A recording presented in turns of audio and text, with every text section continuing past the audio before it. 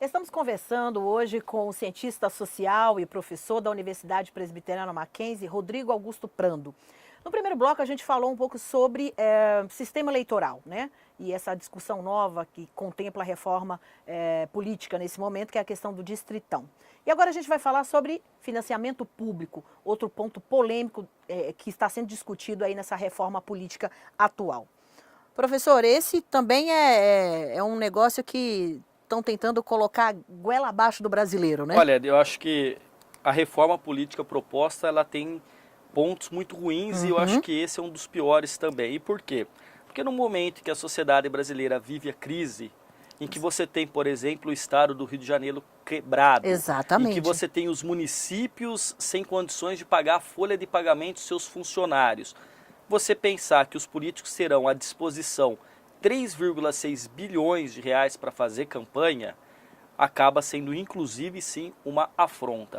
Agora, há que se pensar que a democracia tem um custo, né? Viver num sistema democrático, representativo, com liberdade de expressão, com a possibilidade de votar e ser votado tem um custo.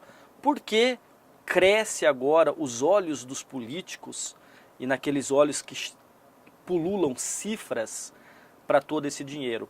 Porque houve uma mini reforma eleitoral e foi proibida o financiamento de empresas nas campanhas. Isso em 2014. Isso, 2014, Sim, 15, 2015. salvo melhor juízo, 2015. Exatamente. Então, com essa proibição, parece que os recursos oriundos do fundo partidário, que é distribuído, uma parte, 5% é distribuído de maneira equânime por todos os partidos e 95%, salvo o melhor juízo, é distribuído pela representatividade, quantas cadeiras aquele partido tem na Câmara. Então os maiores partidos têm uma fatia maior do bolo desse fundo partidário. Isso é a forma como funciona hoje. Funciona né? hoje. Depois dessa mini reforma. Isso, mas além disto aí, você tem a proibição. Então, o Supremo Tribunal Federal entendeu que a empresa não é eleitor, não tem título de eleitor, então ela não pode colocar dinheiro porque ela não vota. Isso é um entendimento da corte, há que se respeitar.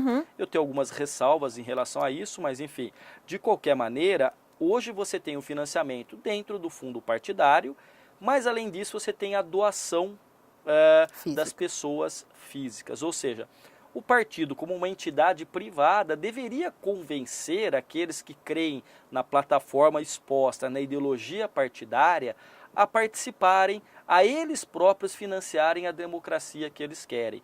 Então existe a possibilidade de você doar em dinheiro, ou você doa um bem. Por exemplo, você pode doar um veículo para um candidato no valor, salvo o melhor juízo, de até 80 mil reais. E com isso você consegue dinamizar. Só que me parece que é uma discussão um pouco equivocada. Não faz muito, numa referência pouco educada, o ministro Gilmar Mendes acabou dizendo que o rabo abanava o cachorro.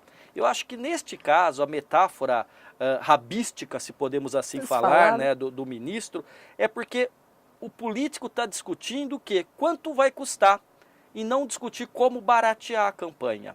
Nós nos acostumamos, infelizmente, no Brasil, que é um país de dimensão continental, a termos campanhas muito caras e, sobretudo, a sofisticação que nós temos na televisão. Porque o horário eleitoral gratuito, que é por renúncia fiscal do Estado, então não é gratuito, nós pagamos. Nós pagamos isso, e pagamos né? Muito bem Exatamente. pago. Criou o quê? Uma casta quase que esclarecida de marqueteiros a peso de ouro, a muitos e muitos milhões. Então, ao invés de pensar numa forma de chegar mais no eleitor, com uma câmera de televisão, olhando para ele, falando, olha, meu nome é tal, minhas propostas... Não, você quer o quê? Cenas hollywoodianas, com música ao fundo, o sol se pondo, cenários, coisas grandiosas. Isso encarece. Então, há um custo na democracia, mas eu acho que se deveria pensar, sobretudo, em minorar e diminuir o custo e se aproximar mais do eleitor. Por isso que uma das discussões, e aí concomitante a isso, do sistema eleitoral, que alguns colocam como uma vantagem do distritão, é aproximar o eleitor do seu candidato. Também eu acho falacioso, porque aí você praticamente vai ter um vereador federal que vai só pensar na sua clientela local e não vai discutir problemas macroestruturais ou macrosociais. Enfim, mas é por isso que essa questão do fundo hoje causa tanta angústia. Bom, o senhor falou um pouquinho do modelo que funciona hoje, né?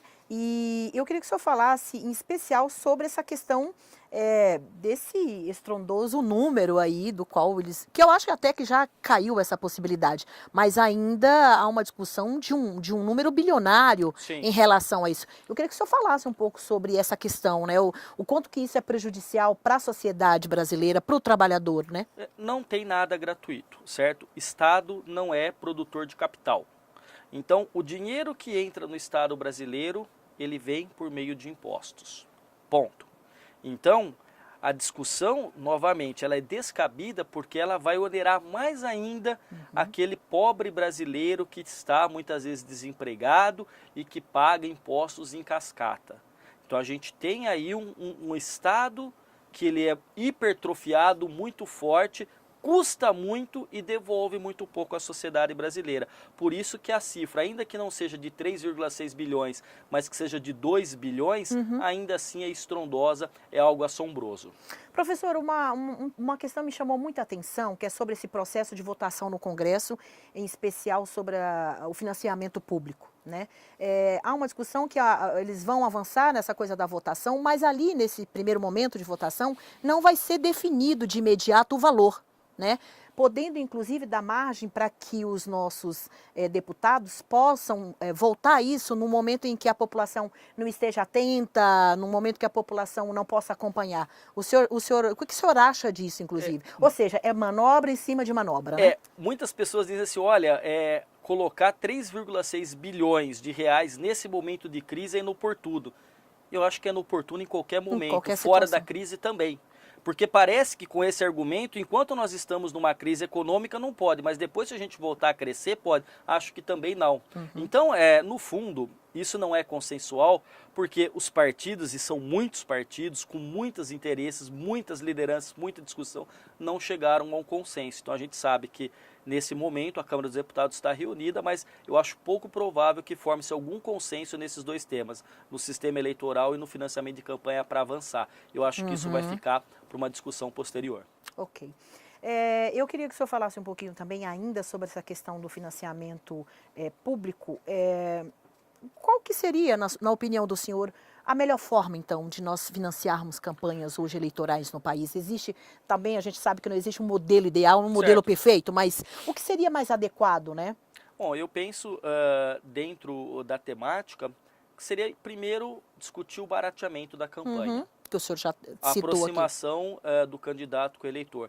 Segundo, talvez estabelecer melhores regras, mas permitir o financiamento privado com teto, porque o financiamento que era realizado não era um financiamento, era investimento. Porque uma empresa que podia doar 2% do seu faturamento bruto distribui para os 4 principais candidatos a presidente, quem entrar lá, ela vai ter o retorno disso. Então, assim, eu acho que deveria colocar um teto, que isso deveria aparecer online para todo mundo acompanhar quem está doando, mas nada de doação oculta, secreta, que eu acho que isso vai na contramão da transparência que se exige, mas também utilizar melhor o recurso do fundo partidário, ou seja, dinheiro existe, os candidatos têm muito dinheiro, verba de gabinete, eu acho que dá para mexer, qualquer dona de casa, qualquer trabalhador que vê uma área ali que perde um emprego, ou alguma coisa aumenta, ele troca o produto, ele vai readequar o orçamento, então eu acho que eles teriam que ter condição e inteligência suficientemente para readequar. Eu acho que o barateamento, a possibilidade de regras mais claras para a doação das empresas, porque fala, mas a empresa não é cidadã. Ela não é cidadã, mas ela gera emprego e se ela tiver que fechar, ela coloca o trabalhador na rua. Então ela também é uma atora importante dentro, uma atriz, enfim, importante dentro desse universo. Mas eu acho que, claro, tem que se limitar ao poder econômico. Agora você não consegue eliminar, porque via de regra aparece o caixa doce, que é a ilegalidade disso. Exatamente. Bom, a gente está quase terminando aqui nosso último bloco. Eu quero ainda falar um pouquinho sobre essa questão dos livros que o professor trouxe aqui para a gente hoje. Mas antes eu tenho uma pergunta, e ela é de uma forma mais generalizada. Professor, a gente tem observado aí essa reforma política colocada de forma imediata, de forma sombria, enfim, todos os adjetivos ruins que a gente possa atribuir a ela, mas em especial o que a gente observa é o seguinte, e é o que o país necessita e o que o povo brasileiro pede e clama nesse momento, que é a questão da transparência em função de todo esse grau de corrupção que vem sendo descoberto aí, né? Então, assim, definitivamente, a gente precisa de uma reforma com mais transparência. Não é o caso, mais uma vez, dessa reforma que se propõe aí. Cleide, penso que não. Eu acho que a palavra transparência, honestidade em relação aos recursos que são públicos. No fundo, eu diria, nós temos que republicanizar a República Brasileira. República vem de res pública, coisa pública. E aí, quem lida com o dinheiro do outro, que é do contribuinte, do cidadão, deveria tomar muito cuidado, porque é um dinheiro assaz suado para se conquistar. Bom, e agora sim a gente vai falar aqui de um outro assunto muito importante, que é o seguinte, o conhecimento, né, a interação do brasileiro em relação a temas como, por exemplo, a questão política do país. Então, assim, por isso que os grandes estudiosos, os professores, né, falam, é importante que você acompanhe, política é uma coisa chata, mas num momento como esse, se você não entende, se você não tem interesse, nós somos passados para trás. Essa é a grande verdade, né? Eu queria que o senhor falasse aqui dos livros, Perfeito. Colocando como sugestão para conhecimento. Ótimo. Não, é porque assim, eu sei que existe a possibilidade de leitura, tem as bibliotecas, então alguns livros são caros, mas esse aqui chama-se Sistema Político Brasileiro, uma introdução, tá? É da editora Unesp, a universidade que eu estudei, enfim, sem propaganda nenhuma, porque não é o caso, são uma obra, né, enfim. Então eu acho que é um livro interessante que pode ser lido, são vários capítulos explicando, por exemplo, o que é o sistema político brasileiro, ou seja, algo mais geral. E se alguém quiser se aprofundar um pouquinho sobre o tema da reforma política, esse autor aqui, Murilo de Aragão, tem este livro, que é a editora Civilização Brasileira. Eu acho também que é uma boa sugestão para ler. Não é um livro de difícil leitura, ele é um livro que pode ser lido pelo não especialista com muita tranquilidade. Penso que os dois estão uma contribuição aqui daquele que é professor e que trata desse assunto, muitas vezes em sala de aula ou numa discussão acadêmica, trazer aqui para a TV do sindicato, que é um enorme prazer, como eu disse, ter participado. Ok, professor. A gente já está finalizando, queria que o senhor deixasse as suas últimas considerações aí, professor, fica bem à vontade. Bom, agradecer o espaço que me foi franqueado. Aqui é um enorme prazer, especialmente para mim, mas também para a Universidade Presbiteriana Mackenzie, poder contribuir com as discussões que estão em voga na sociedade brasileira e efetivamente dizer assim, não há sistema eleitoral, não há sistema político perfeito. Há que se minorar as distorções e pensar como melhorar a qualidade da democracia e a representatividade. E essa reforma, infelizmente, do meu ponto de vista e de muitos outros especialistas em ciências sociais e em ciência política, ela não está melhorando a qualidade da democracia. Por isso que merece ser discutido como nesse programa. Eu que agradeço a participação aqui, Cleide. Ok. Então, apesar dos políticos brasileiros não estarem deixando a sociedade participar do processo, mas é sempre bom a gente, enfim, destacar o que o professor acabou de falar. Mesmo que eles não se interessem que a gente participe, nós temos que ter iniciativa própria. Então, ir em busca, participar, criticar, ligar, não é isso, professor? Perfeito. Ok, muito obrigada mais uma vez. Agradeço. A todos que nos assistiram, um grande abraço e até o próximo programa.